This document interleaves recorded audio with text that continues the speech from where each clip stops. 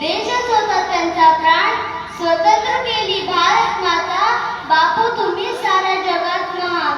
सन्माननीय व्यासपीठ, व्यासपीठावरील मान्यवर, पूज्य गुरुजींवर्ग आणि माझ्या विद्यार्थी मित्रांनो, आपण दरवर्षी 2 ऑक्टोबर रोजी गांधी जयंती मोठ्या उत्साहात आनंदात साजरी करतो. या दिवशी आपले थोर राष्ट्रपिता महात्मा गांधी यांचा जन्मदिवस असतो.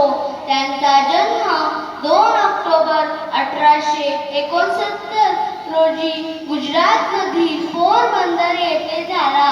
लोक त्यांना प्रेमाने बापूजी म्हणत. महात्मा गांधी हे नाव ऐकताच आपल्या डोळ्यासमोर उभे राहतात ते म्हणजे हातात काठी, डोळ्यावर चष्मा आणि अंगावर पांढरे शुभ्र वस्त्र असणारे व्यक्तित्व.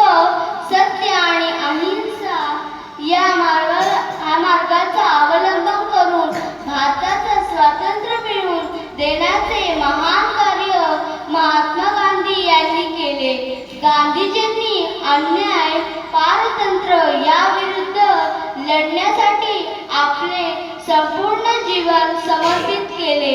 त्यांनी जातीभेद, अस्पृश्यता न मानता सामाजिक समतेला जास्त महत्त्व दिले.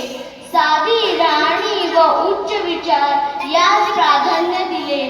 जगाला अहिंसेची शिकवण गांधीजीने दिल्याने जगभर हा दिवस जागतिक अहिंसा दिन म्हणून साजरा केला जातो. शेवटी मी एवढेच बोलेन की सत्य अहिंसेचे धडे दिले जगतास, सत्य अहिंसेचे धडे दिले जगतास. कोटी कोटी वंदन करते मी बापू तुम्हास. महात्मा गांधीजींना त्रिवार अभिवादन करून मी माझ्या भाषणाला पूर्णविराम देते. जय हिंद, जय महाराष्ट्र.